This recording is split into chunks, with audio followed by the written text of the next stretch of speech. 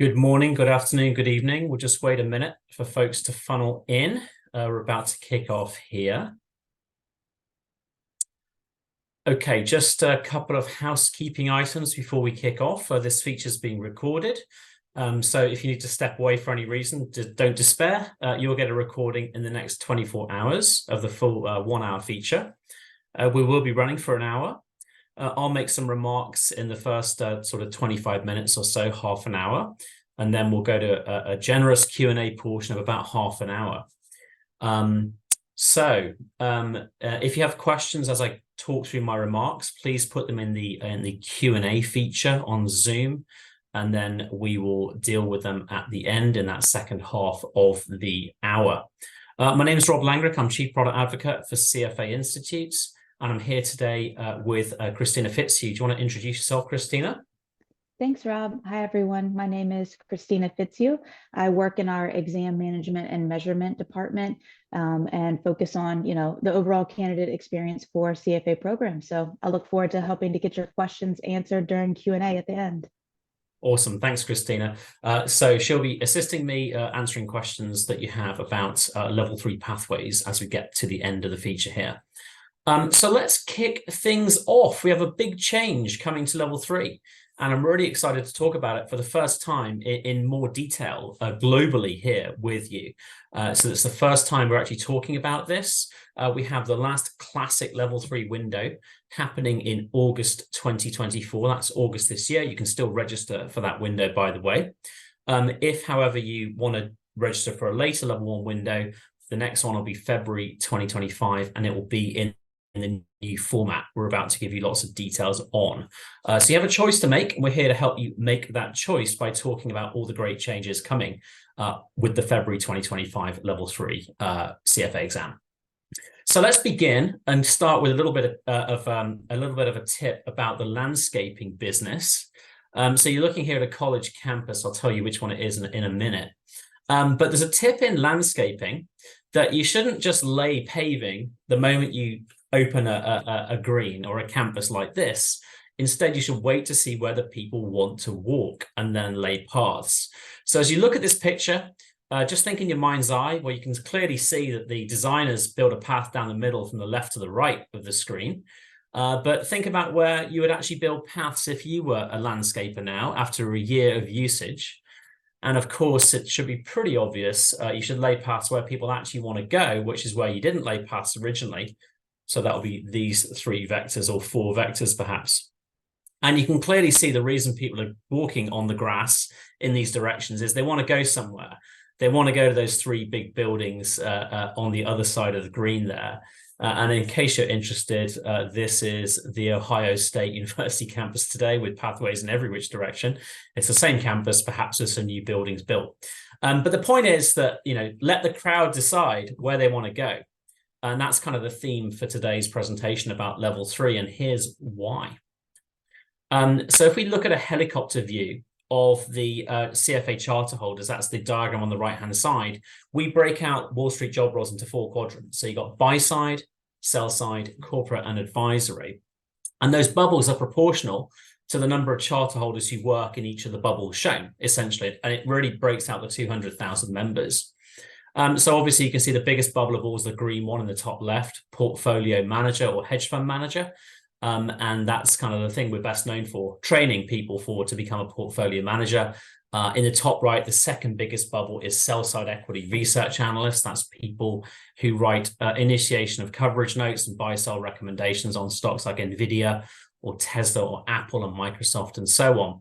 And that's kind of what we're mainly known for, those 2 job roles, chartered financial analyst program, sell-side equity research analyst or buy-side research analyst or credit analyst. But you'll notice there are 2 other big bubbles there. In fact, there are several, but look at the orange one, private wealth manager. So that's a pretty big orange bubble on the buy side there. There's also private equity in the bottom left. Now, we don't really train people for private equity. So it's maybe surprising so many people work in private equity who have the charter. Equally, private wealth management, we were originally a private wealth management credential back in 1963. We've always trained for it. And it's perhaps surprising how many people do that role. And so we can see that the crowds are trampling the grass in some interesting ways here. They're kind of breaking free of just wanting to become analysts or portfolio managers, and also doing the private wealth and the private equity general partner role. So why is that? Well, there are some very specific reasons why the bubbles in private wealth and private equity have grown over the years. Let's start with private equity or private markets. So since the 1990s, the number of listed companies here in the USA, as a good proxy for global, has gone down by about half. So there's been a process called de-equitization, which is companies no longer listing on the stock market or not doing an IPO, or delisting or being purchased by a private equity player. And what's really driving that has been regulation. So since the Enron scandal back at the turn of the millennium, there's been new requirements on companies listing, Sarbanes-Oxley and so on. And so it's been a disincentive for companies to actually list in the first place or to stay on the stock market. And equally, there's been reduced interest rates, which has made it more attractive for private equity firms to do what's called leveraged buyouts, buy things off the stock market and then manage them privately, and then be short of the actual requirements to do quarterly reporting, for instance, to the public market, which is a big burden on companies. And so the pendulum has swung away from public markets now to private markets. And fun fact, Blackstone, one of the bigger private equity general partner firms, now has a market cap bigger than either Goldman Sachs or Morgan Stanley. So, people talk about the golden age of private credit right now. You can see the market cap of Blackstone, KKR, Apollo from a recent Economist article earlier this year, and they've soared. So very much it's been a boom in the private markets industry, and really that has come from the pendulum swinging from the public markets. And with that, perhaps the most coveted job now in finance for people joining the industry is what's called investment associate at a private equity or private credit general partner firm. So it used to be portfolio manager was king of the hill. Investment associate now is very desirable in terms of a job role, in terms of professional development you can get there. So if we look at the number of people who work in private equity or private markets, private credit, about 500,000 people by our estimates work in that industry. And actually, when you look at the firms, it's not just all the firms we just mentioned, the high profile firms everyone's heard of. There's a huge middle market of firms. So we went and counted the number of firms back in 2021. We counted 17,300. So clearly there's more to it than just Blackstone, KKR and Apollo. There are many professional opportunities, in fact, for 500,000 people across 17,000 firms. So that's been a big change in the last 20, 25 years in the industry. And when we think about the kind of recruiting dynamics at play here, this is the dynamic we've traditionally served with the CFA program. It's called the investing pyramid. We call it the investing pyramid. So you go from being an analyst on the sell side or buy side, you aspire to become a portfolio manager, a hedge fund manager, or chief investment officer. And the CFA credential is the best credential to help you climb that pyramid to get one of those three very coveted job roles there. But the reality is things have changed a little bit now with this new dynamic and the shift to private markets. So now there's a whole new pyramid we call the transactions pyramid, which is when people will come out of undergrad, go and work in M&A for 2 or 3 years, or LevFin or ECM, DCM, and then they'll aspire to go to a general partner firm to be a GP, or maybe be an LP, a limited partner. That's firms that invest in these private equity GP firms and their vintages, or work in venture capital. So that's a completely different recruiting dynamic. So our recruiting dynamic that we've always served has been going from analyst on a buy side or sell side to become PM. But the new recruiting dynamic is working banking first, basically, and then move towards a private credit, private equity or private credit firm.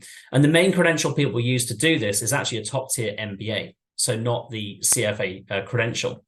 So let's have a look at kind of how it works today.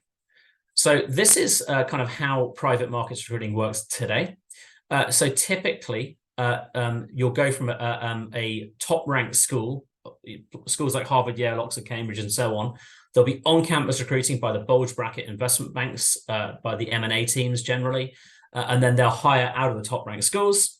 Then the general partner firms come and find you, basically, at the firms like Goldman Sachs and Morgan Stanley. So it's quite exclusive. So if you didn't go to a top-ranked school, you're kind of locked out of that recruiting dynamic to some extent. And so that's kind of the way the world works today.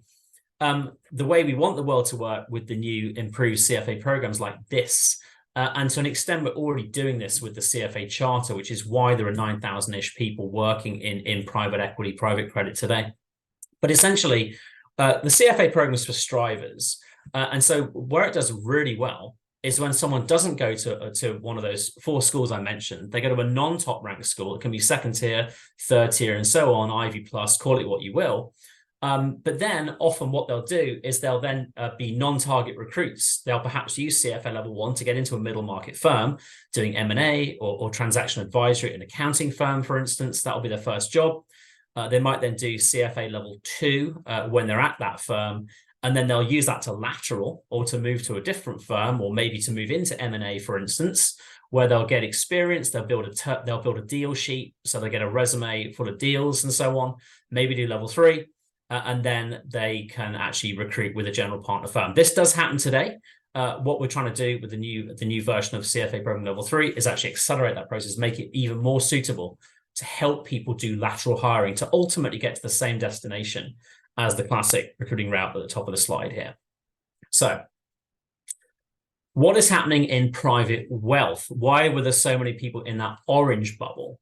Well, the reality is over the same time frame we talked about with private markets, a lot's been happening in the private wealth industry as well. So first of all, the world has gotten a lot wealthier since the year 2000. In fact, investable assets was 4 times global GDP in 2000. It's now 6 times global GDP. That's the process called financialization. And of that, there's a certain amount of liquid assets which are at play by private wealth firms.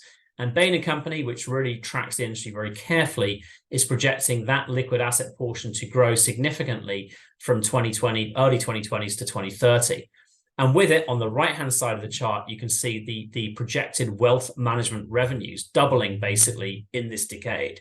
And so there's a boom happening in the private wealth industry, really linked to the fact the world is getting a lot wealthier.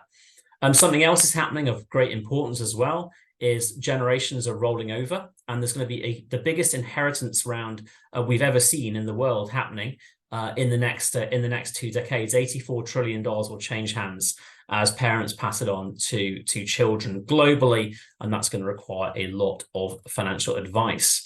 And so what's really intriguing about this is when I did the CFA Charter back I got it in 2002, private wealth was not really a hot industry, but it certainly is now. So there's a wonderful piece from The Economist magazine in September last year, a few months ago, that talks about private wealth being the industry's future. So let me explain why that is in one diagram. There's a great diagram they did linked to it. Here it is. Essentially, The Economist points out a correlation where the greater the percent of a bank's or a firm's revenue comes from wealth management revenues, the higher the price to book valuation ratio, which is the main way you value these banks. Of course, the banks want to drive their valuation, so they figured out a great way to do so is both get more assets under management in private wealth, that's the size of the bubbles here, but also have a greater portion of revenues coming from private wealth or wealth management, which is more stable than classic kind of sell-side revenue streams. And so you can see that the bubbles get, as you go to the right-hand side, the bigger the bubble, the further it is on the right, typically. And then the greater the further up a bubble is, the further it is to the right as well. So that's kind of what's going on. So there's a big competition on Wall Street today globally to grow the private wealth unit of all the major financial institutions, and with it come job opportunities. So that's what's driving the attractiveness of private wealth. It didn't used to be super attractive 25 years ago to work in PW. Now it is. And something else has happened as well. I'm sure several of you have maybe seen a TV series, Succession, which kind of nicely summarizes the issues that come with wealth. But the truth is, wealth now comes from different sources. You have sporting stars, for instance. We'll talk about them in a minute. So there are different sources of wealth now for new sources of wealth, which need to be served by wealth managers. Inflation is more of a worry now, hadn't been for a good 20 years. There are succession issues. So traditionally, the CFA program and private wealth managers would focus on things such as saving for retirement, saving for a child's education, and so on. But now they're going much broader, dealing with issues like family governance, citizenship issues, setting up philanthropic foundations to give away all that wealth and so on. It's become a lot more complicated serving the super rich, essentially, which means that we've realized that with the CFA program, we've got some gaps to cover to actually deepen our coverage in the private wealth industry, which we'll talk about. So stepping back and looking back at the kind of helicopter view, we need to lay some new bedrock, essentially, with the CFA program. If we're going to help people get into that orange and that blue bubble on this chart, that's exactly our goal, to get people into those really desirable job roles. We have some work to do with the CFA program to serve the green bubble, portfolio management, but also serve these two new bubbles as well in greater depth. So here's what we're doing. This is the solution. So essentially, we're going to have 3 versions of the level 3 CFA exam from February 2025 onwards. So what we didn't want to do is just make it much bigger for everybody, because the reality is these 3 jobs are quite distinct, and we call them job after job. So you can't typically go into portfolio management out of undergrad. You won't become a PM straight out of college. So that's always been job after the job. Private markets and private wealth are also job after the job. So typically with private markets, you're going to banking first. And typically with private wealth, you'll be a relationship manager before you become a wealth manager. And so when you embark on level 3, when you pass level 2 and you register for level 3, from the February 2025 exam onwards, you'll choose your preferred job after the job, basically. And then you'll get a different curriculum based on your choice. So let's go into a little bit more detail. But in a nutshell, this is no different from the top tier MBA programs, where in second year, you get to take some options, be it robotics at Carnegie Mellon or medicine at Duke and so on and so forth. So it's like that. You basically choose to specialize now at level 3 come next year. So what's the benefit of doing that? There are many benefits. Certainly you can decide whether these different jobs are for you by going a little bit more specialist in the CFA program. It will give you more things to talk about in interviews. Let's say if you are lateral hiring, we teach the workflows of these jobs. So end to end, I'll talk about that in a minute. So you actually will know what the day-to-day comprises for these jobs. And of course, this being CFA Institute, there is going to be a hard exam linked to each one and related to each area of content. It'll have mathematical calculation content and so on. And so actually passing it means something. And so there'll be credential value there as well. People will know that you've not only mastered a new body of knowledge for this job after the job, but you've also passed an exam related to it. So it'll certainly help you both inside your firm, working with your colleagues, working with clients, or lateraling to a different firm. It'll help you in all those scenarios. So let's talk about how it works. In May, that's in a couple of months, we're opening registration for level 3 for the February window. You'll make your choice, and the way it works is about 65 to 75% of the curriculum content will be the same no matter your choice, and we call that the common core, and I'll talk about that. But then 25 to 35% will be different, related to the pathway you selected.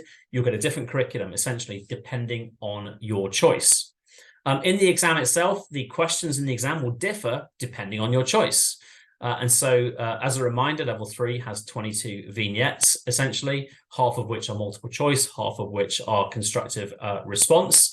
And some of those will relate to your pathway. There'll be both multiple choice questions and constructive response related to your pathway selection. There will also, new for 2025 exam series, meaning the thing opening in May 2024, there will be a 10 to 15 hour practical skills module that's mandatory for level 3 candidates for the February 2025 window. We do not have that for the August 2024 window, by the way, but we will have that for February 2025. Once you pass level 3, the CFA charter will not state which pathway you took.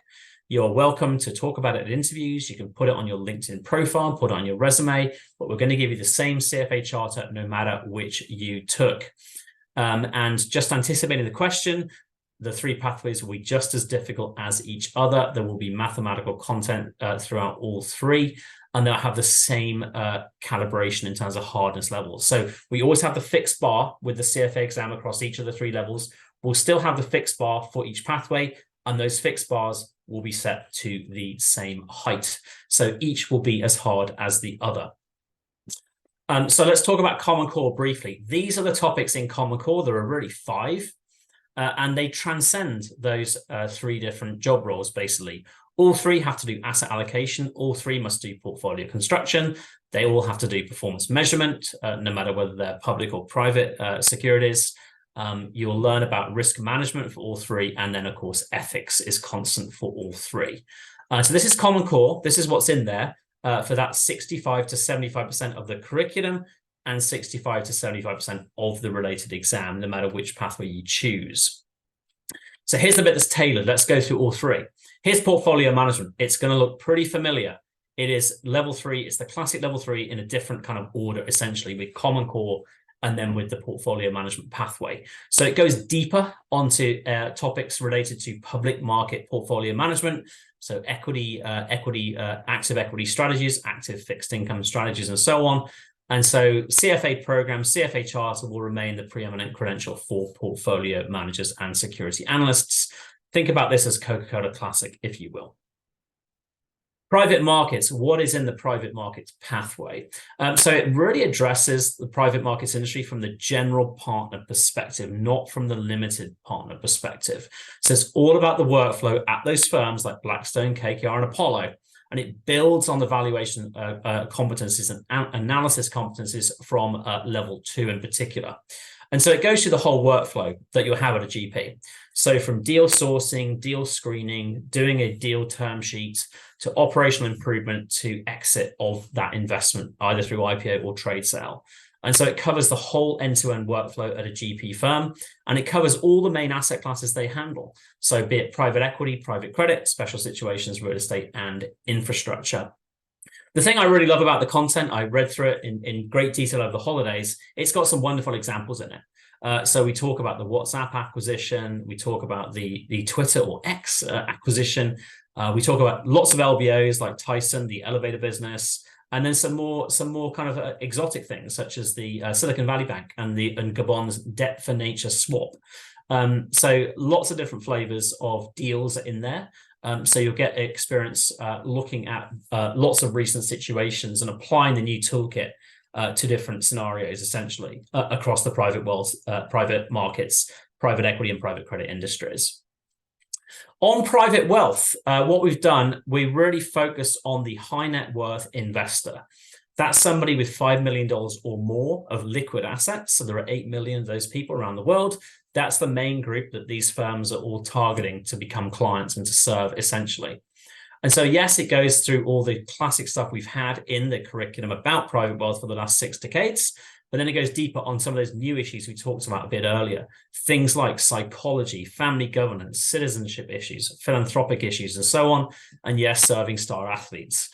So it really talks about new sources of wealth as well. So it really kind of remedies that gap we had where we didn't acknowledge the complexities, the new complexities that have come with the boom in wealth in the last 25 years and the kind of special issues in dealing with the super wealthy. So handling the constellation of advisors, for instance, being one thing we deal with up front pretty early on. Now, it's structured in an arc. So we take it from the perspective of one wealthy individual who is onboarded to a private wealth firm, and then we go through their life all the way to when they want to give their money away towards the end of the engagement there. So it really takes you through soup to nuts, the whole kind of arc of a client working with a private wealth management firm. So we have a little quiz to help you. This being CFA Institute, there's always a quiz. So let me just show you that quiz real quick to help you think through which pathway you might want to do. So if I share my screen here with the quiz up, you'll be able to see what I'm talking about. Okie dokie. So we'll email this to all participants in the near future, by the way. But essentially, we're offering a quiz with 10 questions for each of the pathways to help you make your choice. So let's say you're interested in private markets for sake of example. You'll click on that, and then you'll go to a quiz. And essentially, you'll see kind of content, the sort of questions you might receive on the exam, essentially, and the sorts of topics covered by the content. So in this case, looking at different ratios, different performance measurements for a private markets firm. And so you go through, and essentially, as you come to the end of the quiz, looking at all the different kind of questions, you'll certainly get familiar with the sorts of thing that pathway will cover. before you choose to register for whichever pathway. And then we'll give you the explanations at the end. So you'll see which questions you got right, which questions you got wrong, the relevant explanations, which I think will help you really kind of solidify which one you might want to do. So it's a great way to kind of get a sneak peek of the sort of the content available. So let's just go to the explanations real quick. So there we go. So 8 out of 10 apparently. Well done me. And you can see, you know, which you got right, which you got wrong, and why. So it's a great way to kind of get a flavor for what's under the hood for each of the 3 pathways. And so without further ado, I think that covers it in terms of the remarks. I was on time there. We have just over half an hour to go. So now we'll go to questions and answers, and Christina, take it away. Great. Thanks so much, Rob. That was a fantastic presentation, a lot of helpful information, but we also have a lot of questions. So we will jump right in. All right, the first question is, will there be any way for candidates to receive materials for the other 2 pathways after they have already picked one? And I'm happy to jump in and answer this question so we can get Rob the more detailed questions. So candidates may only have access to the pathway that they choose at registration, but we do plan to make this content available to members through refresher readings. So once you pass that level 3 exam, go on to become a member, you will have access to all of the content available in all 3 pathways. All right, next question. Sorry, they're getting upvoted, so they're changing a little bit as I'm looking at them. Bear with me. All right, what if you fail this August? Will there be a big syllabus change if you have to retake next February versus in other instances? You want me to take that, Christina? Yes, please, Rob. It depends. So let's say, well, if you take the level 3 exam this August, you'll be doing basically the portfolio management path. And so let's say you choose to retake the portfolio management path, there'll be very minor changes to the content. If, on the other hand, let's say you chose the private markets or private wealth path, then remember the percentages I gave, 25 to 35%.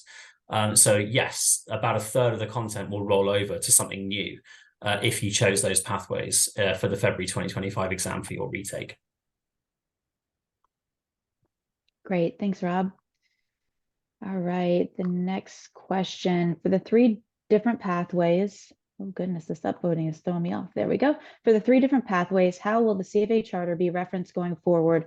Will there be distinction in name and employer references? Can person technically get 3 CFAs? So Rob, I know you touched on this in your presentation, but would you mind sharing the answer again? Sure, the answer is no. So there's only one CFA charter. We're not going to distinguish between which one you did. Let me explain why. I think it's important to explain why that is. So when you think about it, about a third of level 3 will be tailored based on your pathway choice. And remember, the CFA program is a 3-level exam. A third of a third is a 9th. So, you know, around 1 in 10, a 10th of the content roughly will be different based on your pathway selection. So the reality is, you know, almost all the content's the same for all candidates, irrespective of this change. And so we didn't feel we needed to change the actual charter to reflect this small thing you did on the end. It's no different from a leading MBA program. You'll get the MBA no matter which choices you did in year 2, those options you choose at all the leading MBA programs. Think of it that way. Perfect. All right, the next one is over to you too, Rob. It said, will course prep providers such as Kaplan be delayed in the release of materials for new pathways as they need to adjust? So if I sign up in May, when can I expect prep providers to launch, and have they been given content in advance? I need to be careful to talk, not to talk in generalities here. I would say the leading prep providers will be ready for the opening of registration. Yes, they did receive the materials in advance, by the way. And I'm not going to list which are the leading providers. You can figure that out for yourself. But certainly we've been working with leading providers to do that. So if you go to our website and look at the prep providers that we partner with, there are about 30 or so of them. You can expect that many of them will have materials ready on the 16th of May when registration opens. I don't think all of them will, however, because some have a process where they get ready later on. So I'd say it depends. Certainly you can do some research into which the bigger prep providers are and ask them. I do know several of the very biggest will be ready on day one on the 16th of May with materials for all three pathways. Great. All right. What is the mandatory 10 to 15 hour session from February 2025? Can we get more details on that? Rob, would you mind sharing some? Yeah, you can. It's yeah, I'm sure it's intriguing. I'm really happy about this one. So we'll provide more details in due course, but in a nutshell, we have a practical skills module available for level 3 at the open of registration in mid-May, May 16th this year.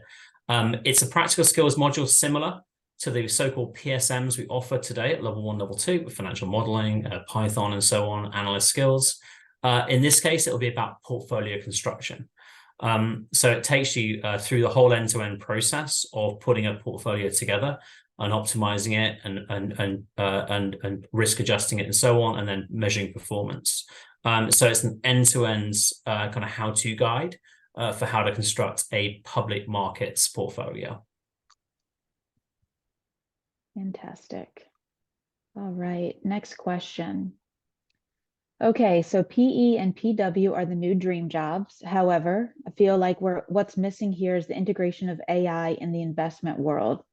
I'm slightly concerned that the more quantitative financial analyst roles/functions will be replaced by AI.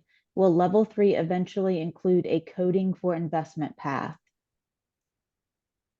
Never say never in terms of what we're putting in the curriculum. The reality is we roll over about 10 to 15% of the curriculum each year, or in this case, a third of level 3. So we've been on the AI path for a long time. It was in the late part of the last decade that we put in sizable amounts of AI machine learning content. So we're not new to this. That's been about 6 years now. We've had that content and we've actually gone deeper on it. And of course, with the practical skills modules, which are new for the 2024 exam series, that's this year, we offer introduction to Python at level 1, and then we go deep into AI machine learning use cases with the practical skills module for Python at level 2.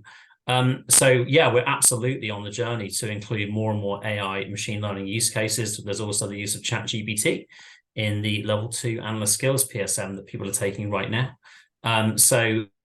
Yeah, we always update the curriculum with trends, whether it's climate change, whether it's ESG, whether it's geopolitics, no matter what it is. And AI machine learning is no different to any new topic area.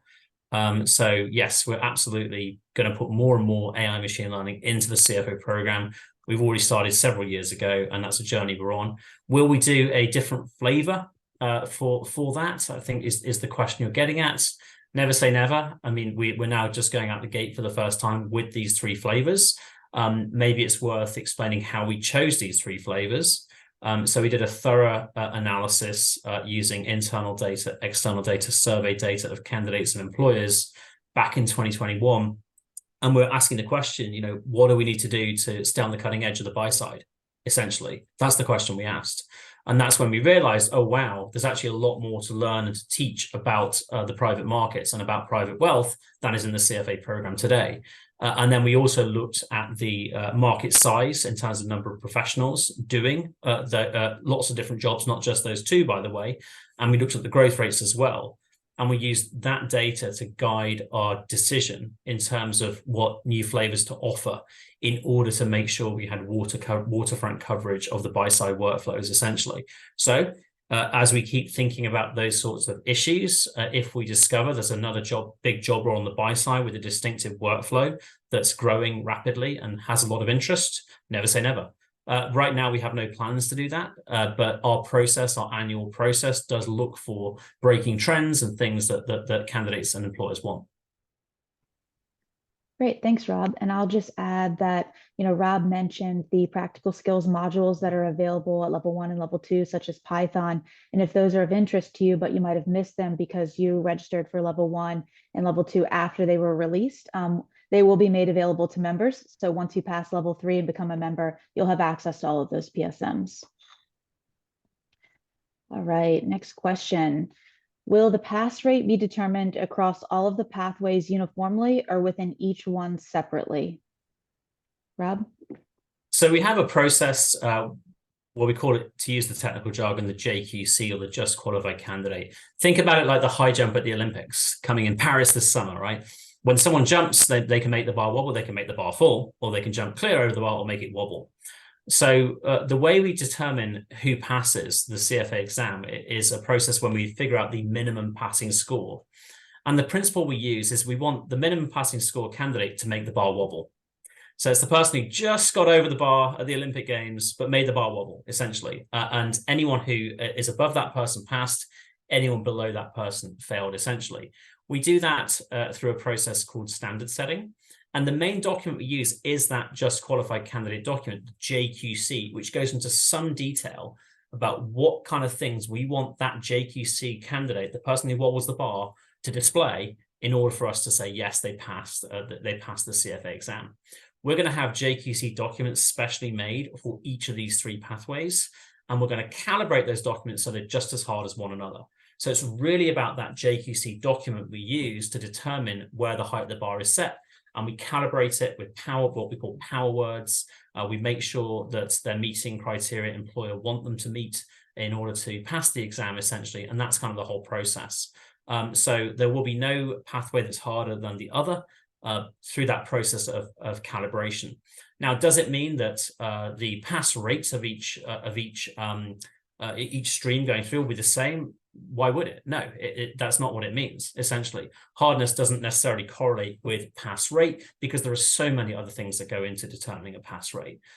Things such as candidate demographics, things such as the exam questions asked on that specific exam and so on, and different cohorts going through the program.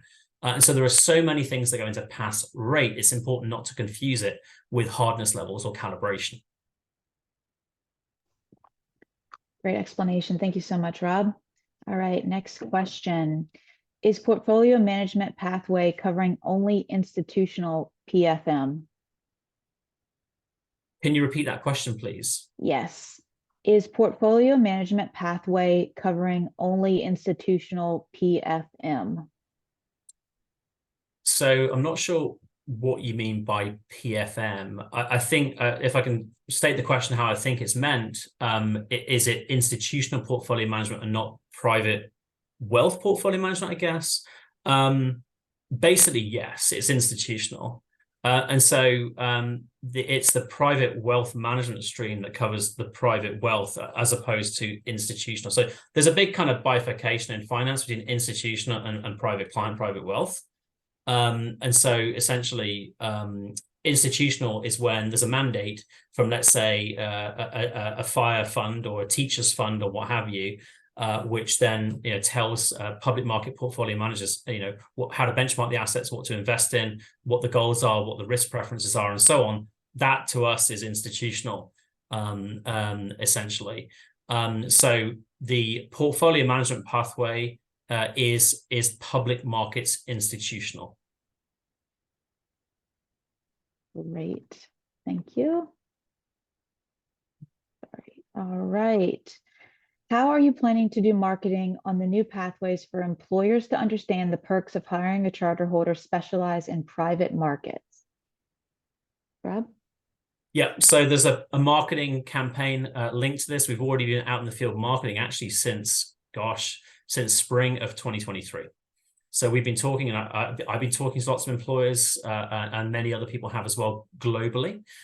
So to both institutional money managers and then private wealth shops as well. And so we have basically, I liken it to, there are two streams going on here. There's sales and there's marketing, essentially. So by sales, I mean our teams globally going to meet with people in learning and development, going to meet with CFA charter holders, meeting with other senior professionals at big sell-side shops, big buy-side shops, big private wealth shops, and so on.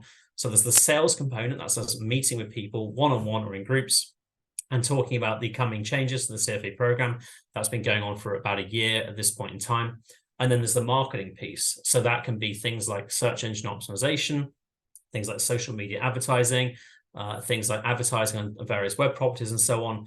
And we've been doing that as well, and we're going to continue doing that. So we have a new branding campaign we launched several months ago, just before the holidays, actually, where we've been talking about branding and talking about new pathways in particular, and we intend to continue talking about that.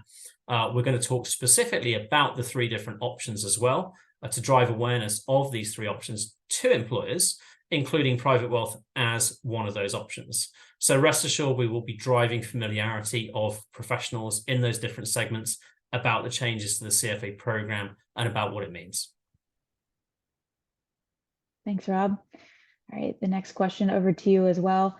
For a career in banking, which of the 3 directions would you suggest? Private markets. So essentially, remember when I talked about the pyramids a bit earlier and talked about the investing pyramid and the transactions pyramid? They're completely different kind of workflows to learn. Essentially, we've classically taught the investing workflow, not the transactions workflow. So things like M&A and so on and so forth.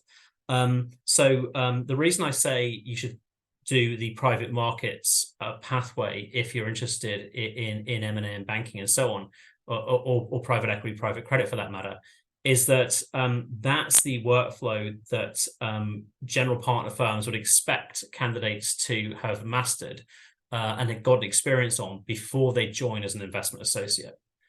So you're doing things such as pitching or live deals, you're doing comps and so on, valuations, so term sheets and so on and so forth. So the whole deal process is very desirable for people, for firms that are hiring investment associates at general partner firms.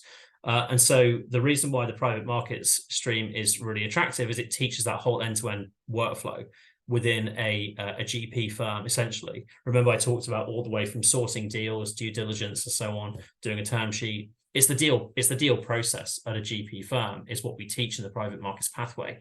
So it's also quite similar to the banking workflow in certain types of M&A transaction. So it's really in that pathway where we teach the transactions workflow, which you're going to want to learn if you want to get into private equity or private credit. Somewhat related, this individual asks, if I also plan to do the Kaya, would it be better for me to specialize on PM because I will also focus on private markets on the other certification? Obviously, if you have a question about another credential, I would recommend talking to the other credential provider. Kaya is a great credential, by the way. It has been around for a fairly long time, focusing on the alternatives business. As a candidate myself in the Kaya program, it focused on kind of funds and the LP lens, I would say. It depends on kind of what you want to do. So it's really good at things like manager selection and so on. Although I'll let them speak for themselves. I'm not representing Kaya Association here. It's an excellent credential. So essentially, I think what you're asking is whether you should do something different in the CFA program because you intend to cover elements of private markets in Kaya. That's definitely one way to think about it. Another way to think about it could be that you want to focus on private markets with CFA Institute in order to look at the GP workflow and then go and learn the LP workflow from the Kaya credential. That's another way to look at it. So I think it depends. It really depends on your career aspirations. So if all you want to do is really focus on private markets, then I was suggesting private markets pathway with CFA. And here's why. I think the two will dovetail together really nicely. Because remember, we're really focused on the GP workflow. So there's no real credential in the marketplace today covering that workflow. And what Kaya is really good at is the LP workflow. So people investing in private equity and in private credit. So I think you'll find the two are wonderfully kind of complementary. Now, on the portfolio management pathway, I think that if you wanted to do that and let's say Kaya, I would question whether you're a little bit muddled in terms of your career aspirations because they're quite different. They're serving quite different things. So our portfolio management pathway is really covering public markets and public market investing, whereas Kaya is covering private markets. So I think that certainly you could do both. Many people do, by the way. Many people have dual nationals, have both credentials. But if you're looking to specialize, I would focus on private markets. If you're looking to get a big kind of survey of the whole buy side, then I think it's a great idea to do the CFA Institute portfolio management pathway and then do an alternatives credential afterwards. So it's really up to you. But remember what Christina said as well, which is that members of CFA Institute, once they earn the CFA charter, will actually have access to all this content. And so just because you do one pathway doesn't mean it's kind of one and done. You can never go back. You can get what are called the refresher readings and actually study it in your spare time. Great, thanks, Rob. All right, next question. Do candidates need to finish the practice session before the exam, or is afterwards also sufficient? I'm assuming by practice session, they mean practical skills module here that Rob referenced earlier. And while you can wait until after the exam, that is fine. It's important to note that the practical skills module must be completed by results release in order for you to receive your results. So completion of the PSM is mandatory. It is required in order to get your results. So if you sit for the exam, go through all that hard work, you want to make sure you get your PSM done to ensure you can receive your results. So of course, we recommend sooner the better, but just make sure you get it done before results release. All right, the next couple of questions kind of go together, so we'll lump them. They're all about access to the various pathways. So the first one we've touched on previously, but we'll highlight again. For charter holders who went through the program pre the level 3 curriculum change, are you able to upskill yourself by enrolling in those distinct pathways?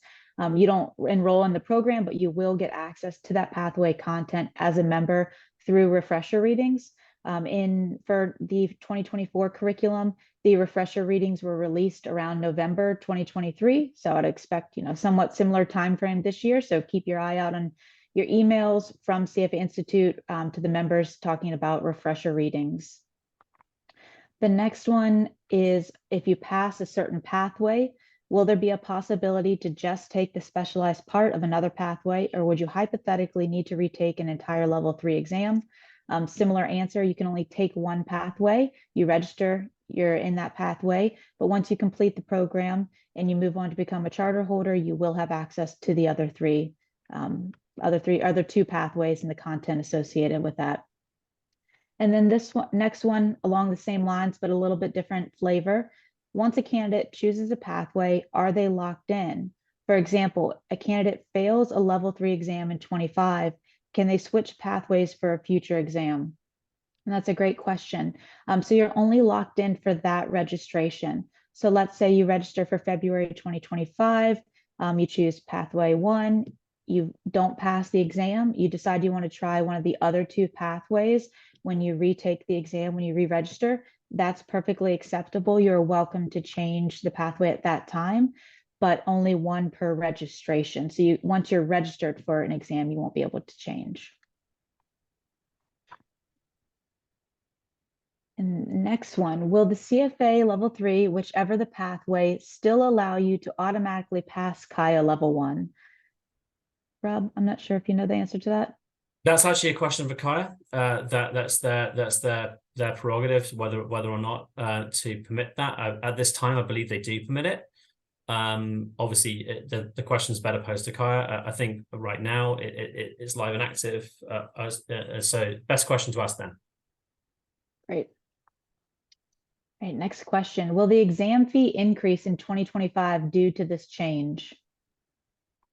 So we look at pricing each and every year, essentially. We don't pre-announce anything to do with pricing. That's a policy we have, so we're unable to answer that question at this time. All right, next question. Will we have a view of the detailed topics, the readings covered under each module before we select a specialization? And I'll let Rob jump in because he likely has more details, but I'll just share that we do have a level 3 specialized pathways webpage. So if you go to our website, you search level 3 specialized pathways, and there's a fair bit of content about each of the different pathways that may be helpful and maybe along the lines of what you're looking for here. But I'll let Rob answer if there'll be any readings made available. I don't think we're going to provide sort of a try before you buy, as it were, readings available. I expect that there'll be several third-party reviews coming up, by the way, from various websites that you may have heard of, which do focus on CFA Institute news. So certainly watch those websites. There are also some prep providers who are pretty active on social media, and no doubt they'll be talking about it. So certainly go to the larger prep providers. I have no doubt will be talking at length about the decision making you have in front of you. So that's a great source of information. Will we be providing kind of sample readings of the content beforehand? No, we won't. All right, thank you, Rob. Next question, can I register for a specific pathway and later change to another one? So we touched on this a bit earlier. You cannot register for a pathway and then a month or two later decide you want to change and select a different pathway. However, after registering, there is the 14-day buyer's remorse period. So if during that 2-week period you decide you selected the wrong pathway, the one that you have is not right for you, you can cancel your registration and re-register under a different pathway, but you won't be able to, anytime change your pathway outside of that buyer's remorse period. Candidates closer to 6 max attempts, does this reset the max number of attempts? It does not reset the max number of attempts. So that policy stays the same regardless of the pathway chosen or whether you came into the program prior to the pathways being introduced. So that 6 max attempts still holds. And that's by level, Christina, just for clarity. Yes. Yeah. Thank you, Rob. Yeah. All right, next question. Will we be provided the same number of mock exams for review for each pathway? Rob? You will be. So you'll be getting 2 mock exams at no additional charge with your registration. They will link to your pathway. So that's a really exciting development on the mock exam front. So it's no different in a way to level 1, level 2, where you also get 2 mock exams at no additional charge. I think also there's a possibility in future, perhaps, the practice pack, which is the supplemental mock exams for a fee, may be available at some point for level 3. That will not be the case with this first 2025 exam series for level 3. Right. Will there be updates in the content around standard 7 use of CFA designation based on these specialized pathways? Rob? The way the code and standards work are they periodically will review them in order to change them. At this time, there is nothing in the new code and standards related to pathways necessarily, and so you can certainly refresh your memory in terms of what is there in terms of how you represent the designation. Given the fact that we don't have any official way to represent which pathway you would have done. But there's no way. So let's say, for example, you did one of the pathways private markets, I'm making it up, and then down the road you wanted us to confirm for an employer that you'd done private markets pathway. We would not confirm that for you, for that employer, because that's not a service we'll be offering. There's only one CFA charter, remember, as I mentioned a little bit earlier. So all the policies remain intact in terms of how you represent the charter with this change. There are no changes to the code and standards at this time. Great, thanks, Rob. All right, is the 2025 PM pathway going to be essentially the same syllabus and material as the 2024 curriculum, or will all of the base content across PM and other pathways be newly written as well? In a word, yes, it will be very similar, albeit in a different order. Because remember, we have Common Core now, 65 to 75%, and then the pathway, which is 25 to 35%. So it's reordered, certainly the portfolio management content. But in terms of what's there, it's very similar to what we have today at level 3. Great. All right, Rob, this one's over to you. Would you wait for the specialized pathways in 2025 or do CFA level 3 now in 2024? How long is a piece of string? I think it depends on your preferences and your career aspirations and many other things. Maybe you're getting married in October. I don't know. Right. And so you want to get it done ahead of time. There are so many personal factors or professional factors that could go into it. It's really hard to answer that question, but I don't want to just tease you by saying I refuse to answer it.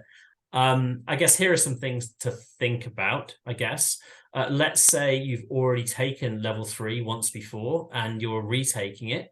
then you might want to take it in August 2024, just so you use the same thing you've kind of memorized, maybe for the February 2024 exam. I'm kind of making it up. That's one way to potentially kind of think about it. That might incentivize you to do it in the August window. Let's say you really dream of doing lateral hiring into private markets. Then you might wait, because this could be really useful for you to align with that career goal. So there are so many different factors that go into it. Of course, one big factor is frankly time. People kind of want to get their credentials and move on in life, and that might persuade you just to get it done for August 2024 and then enjoy the refresher readings once you're a charter holder. That's another way to think about it. So there are so many factors that go into it, many of which are personal. So I don't know your personal situation or career goals, but really think about your personal situation. Think about your career goals. They're the two kind of things to take into consideration. Think about your timings, and just bear those in mind as you make your choice. Thanks, Rob. And while we're talking about, 2024 versus 2025, I just wanted to share those deadlines. Of course, all this information is available on our website, but just so everybody listening in is aware, the August 2024 exam registration closes on the 14th of May. So if you want to take level 3 this year before the pathways go live, that is your last opportunity. So you need to register by the 14th of May. Registration for February 2025 will open on the 9th of May. So again, all those details are available on our website, but wanted to be sure that everybody had those dates available. All right. For the candidates who cleared level 2 sometime back and plans to take level 3 next year, how difficult will it be for them due to the change in the curriculum and the new pathways? Well, it'll be difficult no matter what. It's a CFA exam. So that's one way to think about it. I think level 3, typically, people can find it difficult because of the constructive response. So it's not just a multiple choice exam, but half the questions are typed, essentially.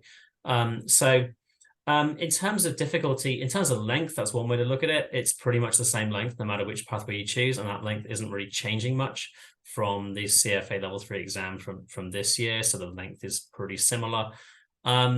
Mathematical content is very similar in terms of the 3 pathways and also the amount of mathematical content in the current version.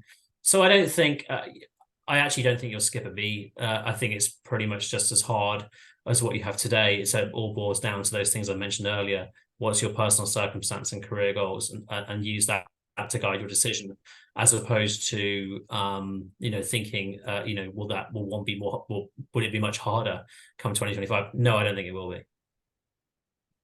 Great, thanks, Rob. I recognize we're almost at time, but we'll get in, maybe try 1 or 2 more questions.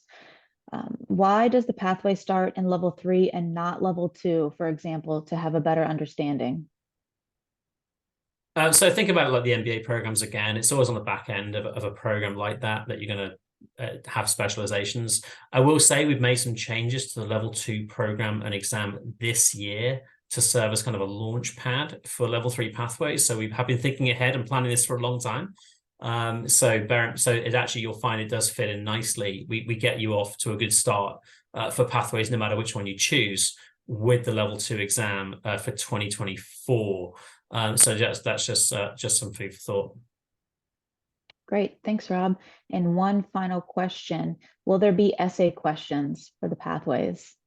Absolutely. You call them essay questions. I call them constructive response. Essays are a little bit of an exaggeration in some ways. So it's shorter the answer, the better, as a general rule, by the way.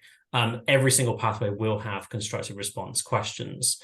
So there'll be a mix of multiple choice and constructive response for the pathway content, no matter which pathway you do. All right, I recognize it's 8:59. So Rob, I'll turn it over to you to close us out. Thank you, everybody, for submitting some great questions.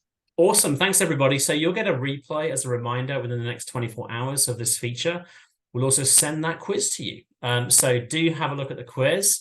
Maybe do all 3. They're 10-question quizzes that give you a flavor for the kind of content and the kind of questions we'll ask, depending on which pathway you do. As a reminder, I think Christina gave you the deadlines. You've got to make your mind about August by early May. And it's actually in May as well. The registration opens for the February 2025 window. Another thing to consider, of course, is that the May 2025 window, when it opens, will be at the early bird rate, I think, in mid-May, Christina.